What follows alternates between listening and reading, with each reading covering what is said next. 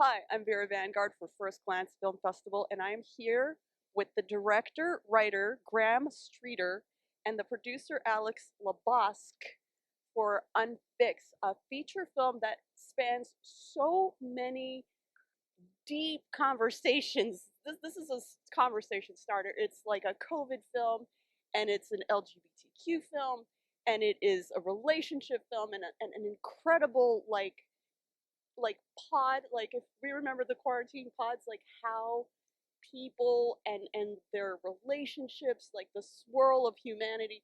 Tell me, okay, let's start in the beginning because this is so much. You are the writer. Tell me how this came about, because this is like a fountain of all the controversies and things we all as a group went through in a certain time for a certain thing that we're not going to talk about, but we're going to talk about it in your movie. Tell me how this all erupted into onto the page for you. So as a writer, I'm very always conscious of like what's important for a topic, and so yeah, like you said, it's multiple facets in the piece, lots So of many. different conversations going on. Conversion therapy is something that I started early on, way before COVID happened. Is this something of your own personal nature, or something you researched?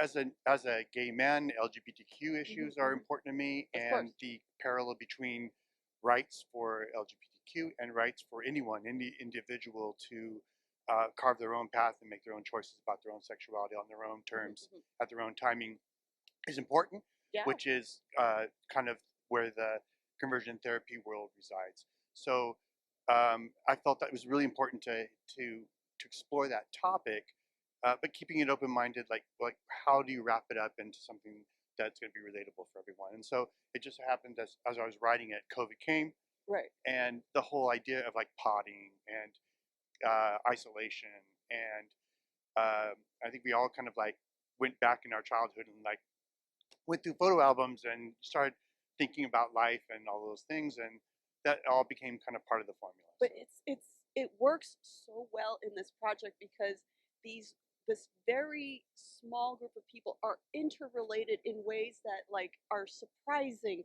and they just don't know. And it's also a huge like proponent of like mental health and well-being and deprogramming from this incredibly traumatic childhood that the lead character has, and now he has to deal with that, and the whole realization of all of these layers. I don't want to give it away. I want to give it away, but I don't want to give it away. And I'm just trying to talk around all of these layers, that the mental health aspect that we all experienced while we were in lockdown, and how people coped and tried to get through, because a lot of people were just so like, the way I thought about it is like, so many of my friends had mental illness and I wasn't even aware until we were all locked down, and people were drinking and just doing whatever they could to get through, and your characters are doing their own coping, and I think a lot of it is healthy because they know what their problems are and they're trying to work through them, and it's painful. Like, so many people don't know about this pain. but I also feel like it was an opportunity to shut the world down and start focusing. So Yes. that's like we did a lot of that. It was what you made of it in Right. COVID, and so for the film, it's nice that we kind of see them at least in a very non-healthy and kind of broken way.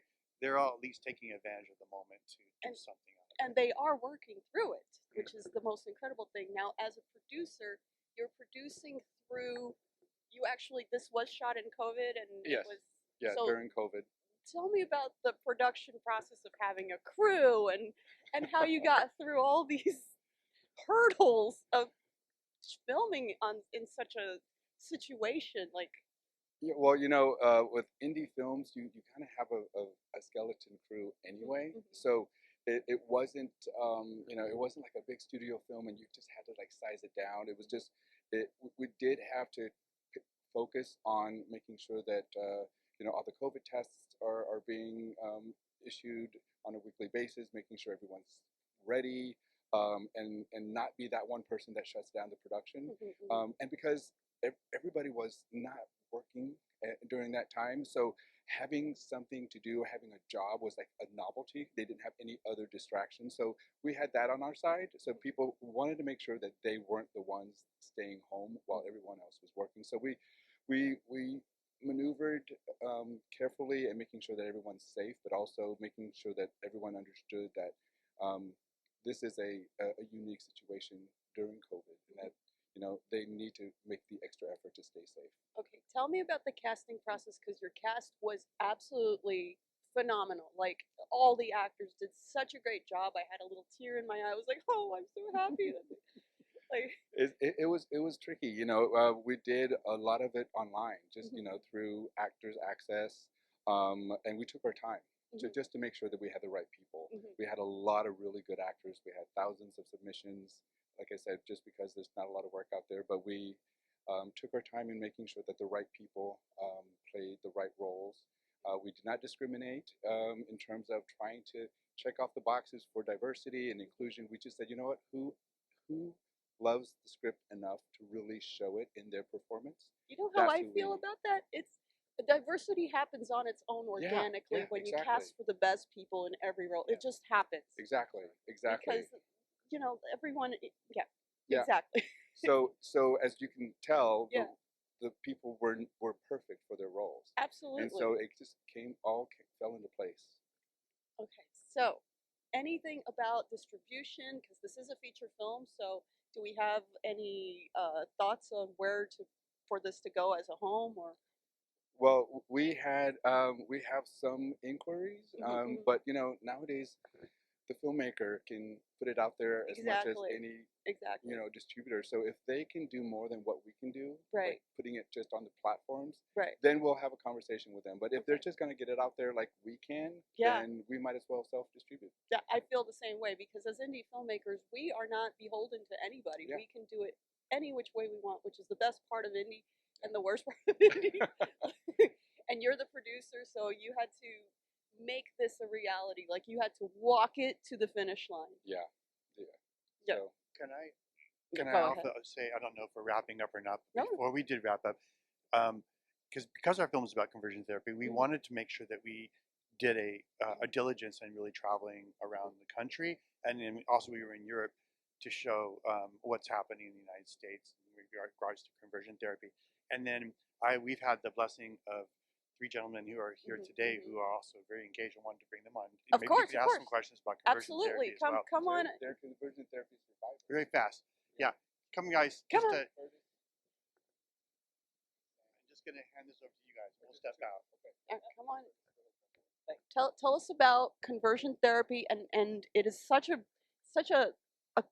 topic of like it has so many layers of like, oh my god, and is that true? Is it really still going on today? And it's just like we all understand, and at the end you guys have this explanation of that it's torture, and I can only imagine what kind of torture it is. Tell me a little bit about what it is and your spin on it and teach us.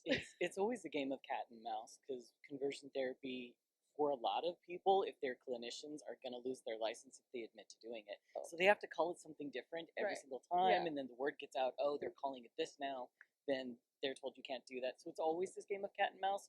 First it was electroshock therapy, and then Right. it's a bunch of other stuff. And so people always assume that it's only electroshock therapy and it doesn't happen anymore. But there are so many ways that you can bastardize the practice of therapy and use it to torture people. Yeah. So it is still definitely happening. They just get more and more creative about ways to try to force us to change, and it just never works. And mental health is so important. Like today's youth, they are more into mental health than anything else. It's like, I don't care about money. I just want to have peace of mind. And that's sort of like the way humanity is moving to, which I think is really great. Yeah. And anything you would like to add to? Yeah, I mean, it is still happening with a lot of frequency, and like Sam said, it's under the guise of actual therapy and help, getting mental health help. We have reports of conversion therapy happening on those social media apps like BetterHelp, where they're Yeah. going underground and doing conversion therapy that way. It's hundreds of thousands of youth have been subjected to conversion therapy, and the numbers are consistently staying the same. And as we're finding more, the numbers are increasing and getting a little bit more scary. as we're going along with it. What is the final question? What is the I can only imagine the people that have gone through conversion therapy at the end of that road. Do they need more, like, what kind of therapy exists to help them continue with life after they realize, like, oh my god, I've just been tortured for years almost? Yeah, so there's not a specific kind of therapy that people would need to go through. What we recommend the most is find someone that's LGBTQ plus affirming, and someone that can deal with PTSD and trauma based mental health problems, All and right. then that way they can get the help they need with the support that they require. Well, thank you so much. Congratulations on bringing this movie to First Glance Film Festival, and I can't wait to see it on the big screen.